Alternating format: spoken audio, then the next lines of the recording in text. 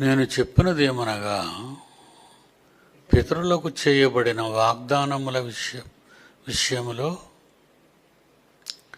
దేవుడు సత్యవంతుడని స్థాపించుటకును, అన్ని జనులు ఆయన కనికరమును గూర్చి దేవుని మహిమపరచుటకును, క్రీస్తు సున్నతి గల వారికి పరిచారకుడు ఆయను. అందు విషయమై ఈ హేతువు చేత అన్ని జనుల్లో నేను నిన్ను స్తుతింతును, నీ నామ సంకీర్తనము చేయుదును అని వ్రాయబడి ఉన్నది.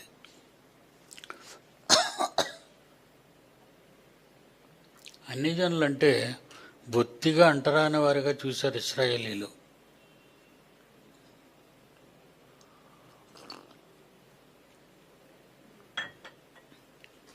ఇశ్రాయేలీలు బొత్తిగా అంటరాని వారిగా చూశారు. పౌలు గారు రోమీలు అన్ని అన్యులే కదా, కానీ ఇశ్రాయేలీలు యూదులు మాత్రం అన్యులకి దేవుడు కాడు. ఎఫ్సి పత్రికలో యూదులు ఏమనుకునేవారో అక్కడ రాస్తాడు. మేము దేవుడు గలవారం, మేము వాగ్దాన నిబంధనలు గలవారం.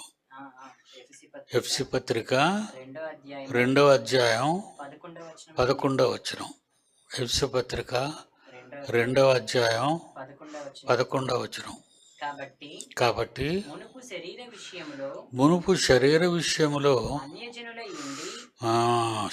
విషయములో అన్యులంటే మీరు అన్యులకు పుట్టారు, యూదులకు పుట్టిన వారు కారు, కనుక మీరు యూదులు కారు. రే దేవసుందర్ వచ్చాడా? Very good. మీరు అన్ని జనులకు పుట్టినవారు యూదులు కారు, మీరు అంటరానివారు, మీరు దూరస్తులు, మీకు చట్టం లేదు, బైబిల్ లేదు, వాగ్దానాలు లేవు. మరి మీకు మాకు పడదు. దాన్ని పౌలు గారు అన్ని జనులైన ఎఫ్సీలకి ఉత్తరాన్ని రాస్తూ ఎఫ్సి పత్రిక 2వ అధ్యాయం 11వ వచనంలో ఏమంటున్నాడు పౌలు? కాబట్టి మునుపు శరీర విషయములో అన్యజనులై ఉండి శరీరమందు చేతితో చేయబడిన సున్నతి గలవారైన ఈ యూదుల చేత అనబడిన సున్నతి లేనివారు అనబడిన అన్యజనులు ఆ కాలమందు ఇశ్రాయేలీలతో సహపౌరులు కారు. మీకు దేశం లేదు, మాకు పాలస్తీనా ఉంది, మీకు ఏ దేశం లేదు. దేవుడు మాకు వాగ్దానాలు ఇచ్చాడు, ఇదిగో పాత నిబంధన ఇచ్చాడు. మీరు పరజనులు, స్వజనులు కాదు, మాకు మీరు సొంత వాళ్ళు కారు, పరాయి వాళ్ళు. పరజనులు, మీకు నిరీక్షణ లేదు, మాకు నిరీక్షణ ఉంది. పౌలు ఎఫ్సీకి కదా రాస్తున్నాడు. ఎఫ్సీలు అన్ని జనులు కదా, అందుకే వాళ్ళకి ఇవన్నీ తేట తెల్లంగా అర్థం కావాలని పౌలు గారు రాస్తున్నాడు. అది లోకమందు దేవుడే లేదు, దేవుడు లేడు. మీకు దేవుడు ఎవరో తెలీదు, దేవుడు ఎలా ఉంటాడో తెలీదు. దేవుడు మమ్మల్ని ఏర్పాటు చేసుకున్నాడు, మిమ్మల్ని ఏర్పాటు చేసుకోలేదు అంటే మీరు దేవుడుకు తెలియదు, మీకు దేవుడు లేడు. క్రీస్తుకు దూరస్తులు, ఎందుకంటే శరీరాన్ని బట్టి క్రీస్తు మాలో పుట్టాడు, యూదుల్లో పుట్టాడు, మాకు దేవుని కుమారుడు అని అంటారే కానీ ఎక్కువ మంది యూదులు ఒప్పుకోరు కదా, లేకపోతే ఎందుకు చంపేస్తారు యేసు ప్రభువుని? మీరు అన్యజనులై క్రీస్తుకు దూరస్తులై ఉంటారని మీరు జ్ఞాపకము చేసుకునండి. అంటే యూదులు ఎంత పట్టింపు కలిగి బతుకుతున్నారో శరీర సంబంధమైన పద్ధతులు, సెంటిమెంట్ అంటారు చూసారా, శరీర సంబంధంగా ఇంట్లో దిగా ఉంటే పాలు పొంగబెట్టుకోవాలి. కొత్త ఇంట్లోకి వెళ్ళారనుకోండి, అక్కడ ఏం చేస్తారు, వెళ్ళి పాలు పొంగిస్తారు, అదొక పద్ధతి. తెల్లవారు లేచారనుకోండి, సూర్య నమస్కారం చేస్తారు. వాళ్ళకి అలవాటు అయిపోయింది వాళ్ళకి. వాళ్ళకి అది అలవాటు, సెంటిమెంటల్ ఫీలింగ్స్ అంటారు వాటిని. కనుక యూదులు అలాంటి నియమ నిబంధనలు కలిగిన వారు. యూదులు అలాంటి నియమ నిబంధనలు కలిగిన వారు. అందు గురించి ఏమంటున్నాడు 11వ వచనంలో, కాబట్టి మునుపు శరీర విషయములో అన్యజనులయుండి శరీరమందు చేతితో చేయబడిన సున్నతి గలవారు. వాళ్ళకి సున్నతి, చేతితో చేయబడిన సున్నతి అంటే సుల్తి చేస్తారు. ఇస్లాంలో కూడా అది ఉంది, సున్నతి. పుట్టిన 8వ రోజున సున్నతి చేస్తారు. అలాగే ఇస్లాములు కూడా సుల్తీ చేస్తారు. మరి క్రైస్తవులు బాప్తిస్మం తీసుకుంటారు. క్రైస్తవులకు బాప్తిస్మే, యూదులకి సున్నతి. ఏ యూదులకు సున్నతో ఆ ఇస్మాయిలీలకి, అబ్రాహాము సంతానంలో వాళ్ళకు కూడా సున్నతి, సుల్తి. కనుక ఇక్కడ ఏమంటున్నాడు, సున్నతి గలవారెవరు? యూదులు. సున్నతి గలవారు అనబడిన యూదుల చేత సున్నతి లేనివారు, మీకు సున్నతి లేదు, దూరంగా ఉండండి. సున్నతి గలవారు అనబడిన చేత సున్నతి లేనివారు అనబడిన మీరు ఆ కాలమందు ఇశ్రాయేలుకి ముందుగా ఇప్పుడు పుట్టారు కానీ మీరు కొత్త నిబంధన కాలంలో చెప్తున్నాడు. ఇప్పుడు పుట్టారు కానీ కొత్త నిబంధన కాలంలో ఎఫ్సీలారా, ఆనాడైతే ఇశ్రాయేలీల కాలంలో అయితే ఆ రోజు మీరు మాతో కూడా సహపౌరులు కారు, మీరు పరదేశులు, మీకు వాగ్దానాలు లేవు, నిబంధనలు లేవు. మాకు వాగ్దానాలు చేశాడు, పాలు తేనెలు ప్రవహించే దేశానికి తీసుకెళ్తాను. మాకు ఒక దేశం, మాకు ఒక చట్టం, మాకు భక్తి, మాకు పద్ధతులు, మా పద్ధతులు మాకున్నాయని ఇలాగా మాట్లాడేవారు యూదులు. పరజనులు నిరీక్షణ లేనివారు, లోకమందు దేవుడు లేనివారు, క్రీస్తుకు దూరస్తులై ఉంటిరని. దేవుడు లేనివారు అన్నాడు. ఇటు దేవుడే లేదు. నిజం కదండి. మరి అన్ని జనులకు దేవుడు లేడు. ఎందుకంటే మరి ఎఫ్సిలో మనం చూసాం, మనం గత ఆ అపోస్తుల కార్యాలు 17వ అధ్యాయంలో దేవుడు లేకపోతే బలిపీఠం కట్టి ఏథెన్స్ వాళ్ళు అపోస్తుల కార్యాలు 17వ అధ్యాయం 21వ వచనం. అపోస్తుల కార్యాలు 17వ అధ్యాయం 21వ వచనం నుంచి, ఏథెన్స్ వారులారా, మీరు సమస్త విషయములలో అతి దేవతాభక్తి కలిగిన దేవతలను పూజించేవారు. అన్ని జనులు అంతే కదండి. ఇప్పటికీ కూడా మన దేశంలో అన్ని జనులు ఉన్నారు, చాలామంది ఉన్నారు అన్ని జనులు. వాళ్ళందరూ వారి దేవుళ్ళు కలిగి ఉన్నారు. కనుక అన్ని జనుల గురించి మాట్లాడుతూ అది ఎక్కడ ఏథెన్స్లో ఉన్న వారి గురించి, మీరు సమస్త విషయములలో అతి దేవతాభక్తి గలవారైనట్లు నాకు కనబడుచున్నది. నేను సంచరించుచు మీ దేవతా ప్రతిమలను నేను చూస్తున్నప్పుడు ఒక బలిపీఠము నాకు కనబడింది. దాని మీద ఏమి రాశారంటే, మీరు తెలియబడని దేవునికి ఇవి మా బలులు. వాళ్ళు ఆ బలిపీఠం దగ్గరికి వచ్చి బలులు అర్పించేవారు. తెలియబడని దేవునికి, దేవుడు లేనివారు. మరి ఇప్పుడు ఇక్కడ ఎఫ్సి పత్రికలో అన్ని జనులుగా ఉన్నటువంటి ఎఫ్సీలు ఏమంటున్నారు, ఆ కాలమందు ఇశ్రాయేలుతో మీరు సహపౌరులు కారు, పరదేశులు, వాగ్దాన నిబంధనలు లేని. అంటే వాగ్దానాలు అంటే దేవుడు చేసిన వాగ్దానాలు, ప్రవచనాలు. మీ గురించి ఏం ప్రవచనాలు లేవు, అలాగే మీ గురించి వాగ్దానాలు లేవు, నిబంధన లేదు. మాకు పాత నిబంధన ఉంది, మీకు ఏ నిబంధన లేదు. ఏమంటున్నాడు, ఇశ్రాయేలీలతో మీరు ఆ రోజు సహపౌరులు కారు, మీరు అంటరాని వారు, దూరంగా ఉన్నవాళ్ళు, పరదేశులు, వాగ్దాన నిబంధన లేని పరజనులను, నిరీక్షణ లేని వారును, లోకమందు దేవుడు లేని వారై ఉండి క్రీస్తుకు దూరస్తులై ఉంటిరని మీరు జ్ఞాపకం చేసుకోండి. అదే మాట రోమీయులు, రోమాలో ఉన్నవాళ్ళు కూడా పరజనులే కదా, రోమీయులు, యూదులు కాదు వాళ్ళు, రోమీయులు. కనుక రోమపత్రిక 15వ అధ్యాయంలో ఏమంటున్నారు? 8-9 వచనాల నుంచి చదువుతున్నాం. నేను చెప్పినది ఏమనగా, పితరులకు చేయబడిన వాగ్దానముల దినములలో, వాగ్దానముల విషయములో పితరుల కంటే ఇశ్రాయేలీలకు చేయబడిన వాగ్దానముల విషయములో దేవుడు సత్యవంతుడని స్థాపించుటకును, అన్యజనులు ఆయన కనికరమును గూర్చి దేవుని మహిమపరచుటకు క్రీస్తు సున్నతి గలవారికి పరిచారకుడు ఆయను. సున్నతి గలవారిలోకి వచ్చాడు.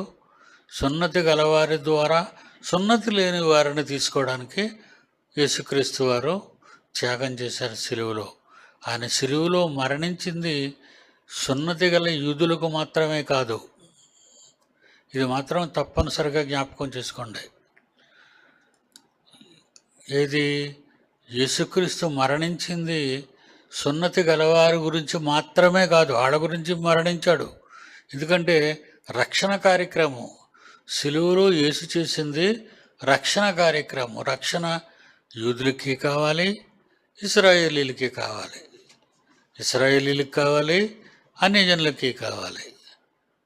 అందుకే దాని గురించి ప్రాఫెసీ ఉంది. ఈ హేతువు చేతను అన్యజనులలో నేను నీకు, అన్యజనులలో చూడు నాయన,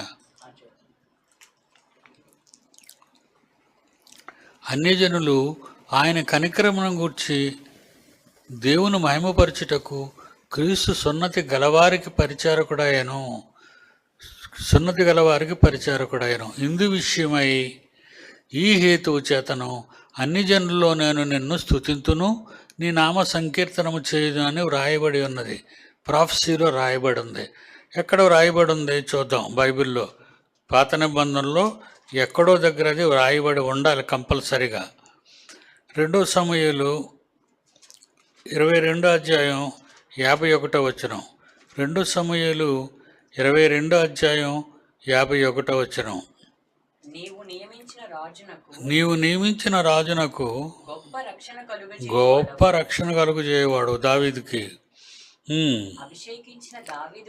అభిషేకించిన దావీదుకును అతని సంతానములో వచ్చిన క్రీస్తుకును నిత్యము కనికరము చూపువాడవు. యేసుక్రీస్తు యూదా గోత్రంలోనే వచ్చాడు, అంటే దావీదు గోత్రం. కనుక ఆ గోత్రంలో కనికరం చూపడం మొదలుపెట్టాడు. దావీదును బట్టి, క్రీస్తును బట్టి. కీర్తనల గ్రంథము 18వ అధ్యాయం 50వ వచనం. కీర్తనల గ్రంథము 18వ అధ్యాయము 50వ వచనం. నీవు నియమించిన రాజునకు క్రీస్తు, నీవు నియమించిన రాజునకు గొప్ప రక్షణ కలుగజేయువాడవు. అభిషేకించిన దావీదుకు కూడా, అతని సంతానములో ఉన్నటువంటి యూదులకు, క్రీస్తుకి కూడా నిత్యము కనికరము చూపువాడవు. చూసారా? ప్రాఫెసీ అంటే అప్పటికి క్రీస్తు పుట్టలేదు. సమూయేలు కాలానికి సమూయేలే దావీదును రాజుగా అభిషేకించాడు దేవుడు చెబితే. కనుక దావీదును బట్టి, క్రీస్తును బట్టి అన్ని జనులకు రక్షణ కలుగజేశాడు. అదే ఇప్పుడు ఈ హేతువు చేతను అని రాయబడి ఉంది. ఈ హేతువు చేతను అన్యజనుల్లో నేను నిన్ను స్తుతింతును, నీ నామ సంకీర్తనము చేయుదును అని వ్రాయబడి ఉన్నది. మరియు అన్యజనులారా ఆయన ప్రజలతో సంతోషించుడి అనియు. అన్యజనులారా ఆయన ప్రజలతో సంతోషించుడి. అని అని ప్రాఫెసీలో ఉందంటున్నాడు. ద్వితీయోపదేశకాండం 32వ అధ్యాయము 43వ వచనం. ద్వితీయోపదేశకాండం 32వ అధ్యాయము 48వ వచనం. 43. అన్ని జనములారా ఆయన ప్రజలతో కూడా ఆనందించుడి. ఆయన ప్రజలు ఎవరు? ఇశ్రాయేలీలు, యూదులు. ఆయన ప్రజలు ఎవరు? యూదులు. అన్ని జనులారా ఎప్పుడు చెప్పాడు? యేసుక్రీస్తు వచ్చి పౌలు గారు వచ్చినంత వరకు అన్ని జనులు కూడా ఇందులో చేర్చబడుతున్నారు. అన్ని జనులు బైబిల్లో క్రొత్త నిబంధనలో ఎక్కడ చేర్చబడ్డారు యూదులతో పాటు? మీరు చెప్పగలరా? గత పాత పాఠం కొర్నేలు ఇంటి దగ్గర అన్ని జనులు ఎంటర్ అవుతారు. 10వ అధ్యాయం అపోస్తుల కార్యాలు 10వ అధ్యాయం అపోస్తుల కార్యములు 10వ అధ్యాయం 45వ వచనం నుండి అన్ని జనులు యూదులతో కలిసి ఇక్కడ వరకు మత్తయి, మార్కు, లూకా, యోహాను, తర్వాత అపోస్తుల కార్యాలు 5వ పుస్తకం అపోస్తుల కార్యాలు. అపోస్తుల కార్యాల్లో 10వ అధ్యాయం వచ్చినంత వరకు అన్ని జనులు యూదులతో కలిసి లేరు, ఉండకూడదు, అంటరాని వారు, అది ఉంది. కానీ కొర్నేలు ఇంటి దగ్గరికి పేతురు వచ్చేసరికి అన్ని జనులు, చాలామంది అన్ని జనులు కూర్చున్నారు. కొర్నేలు కూడా అన్యుడే కదా, రోమియుడు కదా.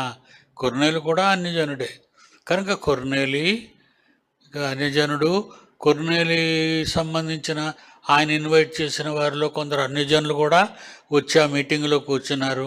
యూదులు కూడా మీటింగ్లో కూర్చున్నారు. అప్పుడు పేతురు గారు ఏమంటున్నారో చూడండి. పేతురు ఈ మాటలు ఇంకా చెప్పుచుండగా కూడికలో, ఆ సభలో, ఆ మీటింగులో అతని బోధ విన్న వారందరి మీదకి పరిశుద్ధాత్మ దిగను.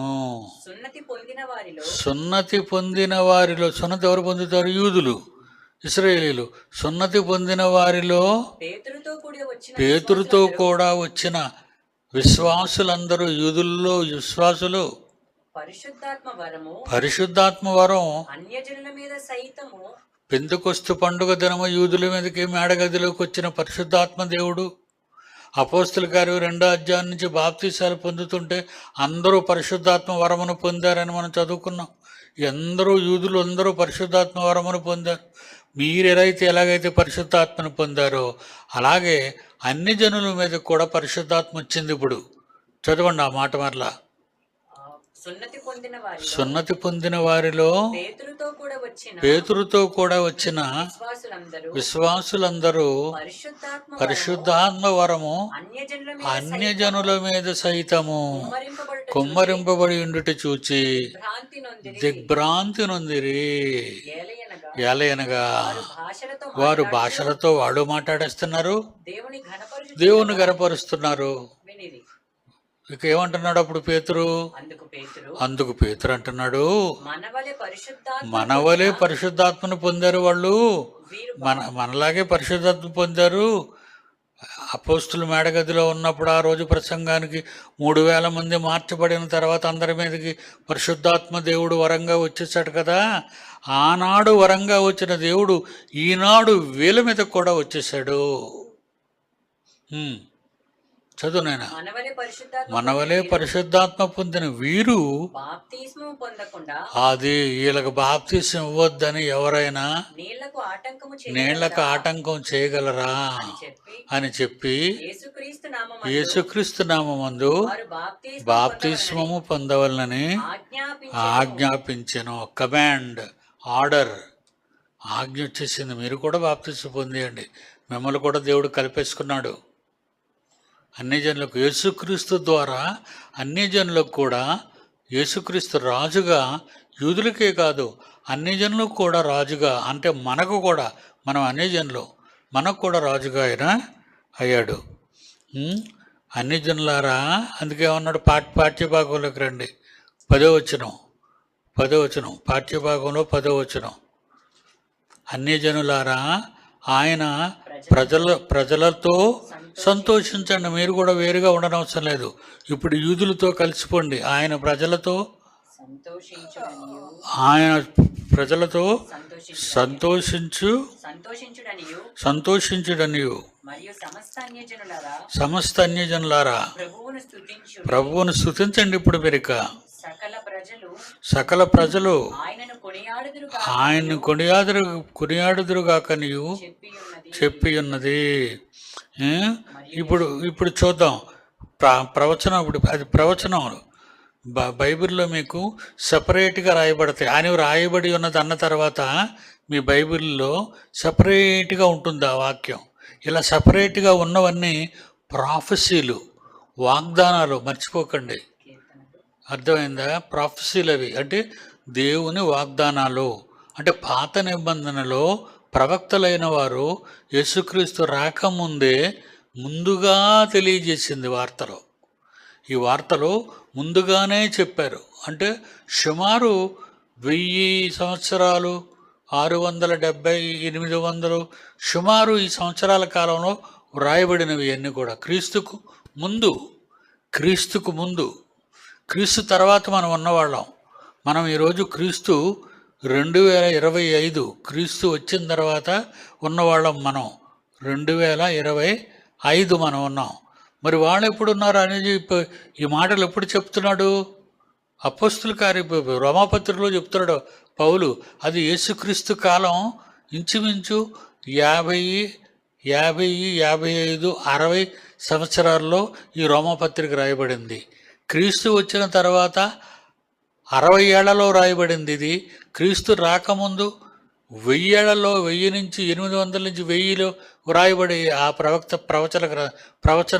ప్రవచనాలు ఇవన్నీ మీరు జాగ్రత్తగా అండర్స్టాండ్ చేసుకోవాలి ఇవి. కనుక ఆ రోజు అలా చేసిన తర్వాత ఈరోజు మనం దాన్ని చదువుకుంటున్న వాళ్ళకి జరిగినవన్నీ, మనకు ముందు జరిగినవన్నీ మనం ఇప్పుడు జ్ఞాపకం ఉంచుకోవాలి ఇవన్నీ కూడా. ఎందుకంటే ప్రపంచ పరిస్థితులు బాగలేవు. ప్రతిరోజు భూకంపం, ప్రతిరోజు ప్రపంచ వార్తలు చూస్తాను నేను. ప్రతిరోజు భూకంపం. మళ్ళా 7.2 గనాలో ఉంది ఆఫ్రికాలో. అక్కడ మళ్ళా భూకంపం ఈవేళ 7.2 మ్యాగ్నిట్యూడ్స్. అంటే చాలా బలమైన భూకంపాలు వస్తున్నాయి. 3000 మంది మయన్మారు, థాయిలాండ్లో చనిపోయిన వారు, బ్యాంకాక్లో చనిపోయిన వారు. ఆకాశ హర్మియానాల 32, 34, 35 అంతస్తుల భవనాలన్నీ కూడా పేకమేడల్లా కూలిపోయి, ఆ కూలిపోయిన స్లాబ్ల కింద, ఆ దూలాల కింద మనుషులు పడి కుళ్ళిపోయి వాసన భరించలేకుండా ఉన్నారు. నేను మన భూకంపాల గురించి చెప్తుంటే ఏమంటే మనది ఇలాగే ఉండి చుట్టూ ఉన్నవన్నీ కూలిపోవాలంది. తప్పు. ఎప్పుడా మాట అనుకో. చుట్టూ ఉన్నవి కూలిపోతే నువ్వు ఇందులో ఉండగలవా? కంపు భరించలేవు. శవాల్లో ఆ శిథిలాల కింద శవాలు ఉంటాయి, కుళ్ళిపోయి పురుగులు పట్టేస్తుంటాయి. ఎప్పటికీ ఏటి ఇసుక నువ్వు ఇలా పక్కకు జేసీబీని పెట్టి లాగేయటానికి భయంకరమైన ఐరన్ రాడ్లతో కట్టబడిన స్ట్రక్చర్స్ అవన్నీ, పెద్ద పెద్ద బిల్డింగ్స్ అవన్నీ ముక్కలు అయిపోయి పడున్నాయి. అవన్నీ అంటే పెద్ద పెద్ద క్రేన్లు రావాలి, జేసీబీలు రావాలి, అవి ఎత్తాలి. మళ్ళీ వైర్లు కట్ చేయడానికి కట్టర్స్ ఉండాలి. ఎందుకంటే ఇప్పుడు మన భీము కింద మన స్లాబ్లో అంతా పెద్ద పెద్ద రాడ్లు, బలమైన రాడ్లు, స్టీల్ ప్లాంట్ రాడ్లు వేసాం. మరి ఇవన్నీ తీయడం అంటే కసవ తుడుచుకున్నట్టు తుడిచేస్తే వచ్చేది కాదు. ఇది కట్టర్లతో కట్ చేయాలి, జేసీబీలతో పైకి ఎత్తాలి, క్రేన్లతో బరువైనవి దూరంగా లోపల ఉన్న వాళ్ళు బయటకు లాగాలి. కనుక భయంకరమైన తుఫాన్లు, అలాగే భూకంపాలు. నిన్న హైదరాబాద్ అంతా భయంకరమైన వర్షం. మనకి ఇక్కడేం వర్షం లేదు. హైదరాబాద్ అంతా భయంకరమైన వర్షం. దేవుని పిల్లలారా, రోజులు బాగులేవు. ఈ విషయాన్ని నేను ఎందుకు చెప్తున్నానంటే రోజులు బాగులేవు. నేను, నా ఇల్లు, నా పిల్లలు, నా వాళ్ళు అని మనం అనుకుని తిరిగే టైం కాదు ఇది.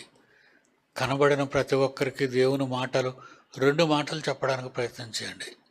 నీ పొరుగునున్నవారు కావచ్చు, నీ పక్కన ఉన్నవారు కావచ్చు, నీ స్నేహితులు కావచ్చు, నీ బంధువులు కావచ్చు, నీ అమ్మ నాయనలు కావచ్చు, ఎవరైనా సరే దేవుని ఎరుగని వారు నీ సొంత వారు ఉంటే ముందు వాళ్ళకి చెప్పడానికి ప్రయత్నం చేయి. ఎందుకంటే వాళ్ళు నీ వాళ్ళు కనుక నీ మాట వింటారు. పరాయి వాడు అంటే కొంచెం తేడా కదా, కొంచెం ఆలోచించి చేయాలి. కనుక రోజులు బాగులేవు.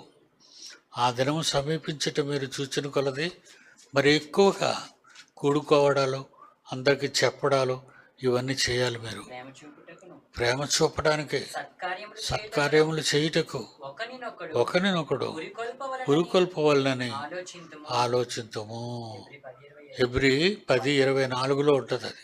కనుక దేవుని పిల్లలారా, ఈ వాక్యములో అన్ని జనులారా ఆయన ప్రజలతో సంతోషించడనియు, మరియు ఆయన ప్రజలతో మీరేం చేయాలి? సంతోషించుచు. సంతోషించాలి. ద్వితీయోపదేశకాండం 32:43 చదివిస్తామా? ఒకసారి మళ్ళీ చదువునైనా. ద్వితీయోపదేశకాండం 32:43. జనములారా ఆయన ప్రజలతో కూడా ఆనందించండి. కలిసిపోయాం ఇప్పుడు మనం. అన్ని జనులతో మనం కూడా, అన్ని జనులుగా ఉన్న మనం కూడా దేవుని సొంత ప్రజలైన యూదులతో కలిసిపోయాం. కనుక ఇప్పుడు యూదులైనా అన్ని జనులైనా దేవుడు కావాలి అనుకునేవాళ్ళు బాప్తిసం పొందాలి. యూదుడు బాప్తిసం పొందాలి, అన్ని జనులు బాప్తిసం పొందాలి. అది ఎక్కడన్నాడు? నువ్వు బాప్తిసం పొందాలి, తను బాప్తిసం పొందాలని. రోమపత్రిక 10వ అధ్యాయం అపోస్తల కార్యాల్లో ఉందా? కొర్నేలింటి దగ్గర అయిపోయింది కదా. అక్కడ అన్ని జనులు బాప్తిసం పొందారు కదా. Okay, that's all. నాకు చదివించారు కదా, దట్స్ ఆల్. ఇప్పుడు ఏమంటున్నాడంటే 11వ వచనంలో, సకలమైన అన్యజనులారా ప్రభువును స్తుతించుడి. ఇది మన ప్రాఫెసీ, ఇది ప్రవక్తలు చెప్పిందే. అంటే ఇవన్నీ కూడా క్రీస్తుకు ముందు అని అర్థం. ఈ సెపరేట్గా లైన్లు ఉంటాయే, ఇవి క్రీస్తుకు ముందు రాయబడినవి అవి. అందుకవి సెపరేట్గా బైబిల్ సొసైటీ వాళ్ళు ఆ వాగ్దానాలను సెపరేట్గా పెట్టారు. వెరీ గుడ్, థ్యాంక్ గాడ్ ఆ విషయంలో వాళ్ళకి. సకలమైన అన్యజనులారా ప్రభువును స్తుతించుడి, సకల ప్రజలు ఆయన్ని కీర్తనల గ్రంథము 117వ అధ్యాయం 2వ వచనం. కీర్తనల గ్రంథము 117వ అధ్యాయము 2వ వచనం. కాబట్టి సమస్త అన్యజనులారా యెహోవాను స్తుతించుడి, సర్వజనములారా ఆయనను కొనియాడుడి, యెహోవాను స్తుతించుడి. చూసారా ఎంత గొప్ప మాటో. క్రీస్తు పుట్టక ముందు దావీదు రాయిస్తాడు. క్రీస్తు పుట్టక ముందు దావీదు 1000 సంవత్సరాల్లో కదా ఉన్నాడు. క్రీస్తు కంటే ముందు 1000 ఏళ్ళు, ఆయన 1000 ఏళ్లలో ఉన్నాడు. ఆయన వచ్చి వెళ్ళి 1000 ఏళ్ళ తర్వాత క్రీస్తు పుట్టాడు భూమి మీద. కనుక ఇక్కడ ఏమంటున్నాడు? మీరు ఏదైతే రోమాపత్రికలో చదువుకున్నారో, అన్యజనులారా ఆయన ప్రజలతో సంతోషించుడి అనియు, మరియు సకలమైన అన్యజనులారా ప్రభువును స్తుతించుడి, సకల ప్రజలు ఆయన్ను కొనియాడుదురుగాక అనియు చెప్పి ఉన్నది అంటున్నాడు. అనియు చెప్పి ఉన్నది. ఒకటి కీర్తనలో చెప్పాడు. ఏమని? కీర్తనలో ఏం చెప్పాడు? 117:2లో సమస్త అన్యజనులారా యెహోవాను స్తుతించుడి, సర్వజనములారా. ఇక్కడ మీరు చదువుతున్న రోమాపత్రికలో ఉన్నాయి ఆ మాటలు. చూడండి, రోమాపత్రికలో ఉన్న మాటలు ఎక్కడో ఉన్నటువంటి కీర్తనల గ్రంథంలోనే మాటలు మనం చదువుతున్నాం. Very good. మళ్ళీ కిందనే ఏమంటున్నాడు? 12వ వచనం. మరియు యెషయా ఇలాగ చెప్పుచున్నాడు. యెషయా ప్రవక్త ఎప్పుడు వచ్చాడు? క్రీస్తుకు ముందా, క్రీస్తు తర్వాత? క్రీస్తుకు ముందు వచ్చాడు ఆయన. ప్రవక్త కదా, క్రీస్తుకు ముందు వచ్చాడు ఆయన. యెషయా ప్రవక్త వచ్చేమంటున్నాడు? అదే రాశారు ఇక్కడ. ఏంటిది? 12వ వచనం. యెషయాలో నుండి వేరు చిగురు, అనగా వేరన్నా చిగురన్నా, అంటే వేరంటే భూమి లోపల ఉండేది, చిగురు అంటే చెట్టు పైన ఉండేది అంటున్నాడు. యెషయా ఎవరు? యెషయా ఎవరంటే దావీదు తండ్రి గారు. యెషయా ఎవరు? దావీదు తండ్రి గారు. యెషయాలో నుండి వేరు చిగురు. యెషయాకు ఎవరిని కన్నాడు? దావీదుని కన్నాడు. దావీదు ఎవరిని కన్నాడు? ఇంకా సొలొమోను దగ్గర నుంచి ఈ లిస్ట్ అంతా చదువుకొని వస్తే జాతకం లిస్టులో మత్తయి సువార్తలో మీకు మొత్తం ఆ పేరా అంతలో చివరికి వచ్చేసరికి యెషయి యేసుక్రీస్తు దావీదు కుమారుడు అని వస్తుంది. కనుక దావీదు కుమారుడిగా పుట్టాడు. ఆ మాటలు క్రీస్తు పుట్టక ముందే యెషయిలో నుండి వేరు చిగురు, ఏమండి, వేరు వేరు అంటే భూమి లోపలికి వెళ్ళేది, చిగురు అంటే చెట్టు చివరిలో ఉండేది, శిరస్సు భాగంలో ఉండేది, ఆకాశం అంత ఎత్తులో కనబడుతుంది చిగురు, భూమి భూగర్భం లోపలికి వెళ్ళిపోద్ది వేరు. కనుక యేసుక్రీస్తు ఎక్కడి నుంచి వచ్చారట? యెషయిలో నుండి వేరు చిగురు అనగా అన్ని జనులను ఏలుటకు పుట్టువాడు వచ్చును. యేసుక్రీస్తు అన్ని జనులను ఏలుటకు పుట్టినవాడు వస్తాడు. అన్ని జనులను ఏలుటకు అనగా అన్ని జనులను ఏలుటకు పుట్టువాడు వచ్చును. ఆయన యందు అన్ని జనులు నిరీక్షణ ఉంచుదురు. ఆయన యందు అన్ని జనులు నిరీక్షణ ఉంచుదురు. అంటే ఈరోజు మనం అన్నమాట వేరు చిగురులో నుంచి వచ్చాం, యేసుక్రీస్తుని నమ్మాం. ఆ వేరు చిగురులో నుంచి వచ్చిన యేసుక్రీస్తుని నమ్మాం కనుక మనం ఆ వృక్షంలోకి వెళ్ళిపోతాం. ఆ వృక్షంలోనికి వెళ్ళిపోతాం. అందుకని ముందు వేరు పుడుతుంది, వేరు తర్వాత మొక్క మొలుస్తుంది, మొక్క మొదలవుతుంది. మొక్క మొదలవగానే భూమిలోకి వేర్లు తన్నేస్తుంటాయి, చాలా చాలా దూరం వేర్లు వెళ్ళిపోతుంటాయి, ఆకాశంలోకి చిగురు వెళ్ళిపోతుంటుంది. అందులోకి అన్ని జనులు, యూదులు ఎలాగా అందులో ఉన్నారు కనుక మనం కూడా అందులోకి వెళ్ళిపోయాము. మరి ప్రాఫెసీ మరి ఉందో లేదో ఒకసారి మనం బైబిల్లో చూద్దామా? యెషయా గ్రంథం 10వ అధ్యాయం 10వ వచనం. యెషయా గ్రంథం 10వ అధ్యాయం 10వ వచనం.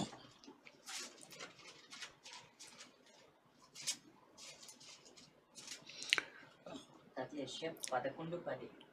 11:10. యెషయా 11:10.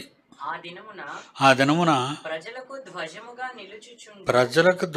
నిలుచుచుండు యెషయి వేరు చిగురునొద్ద.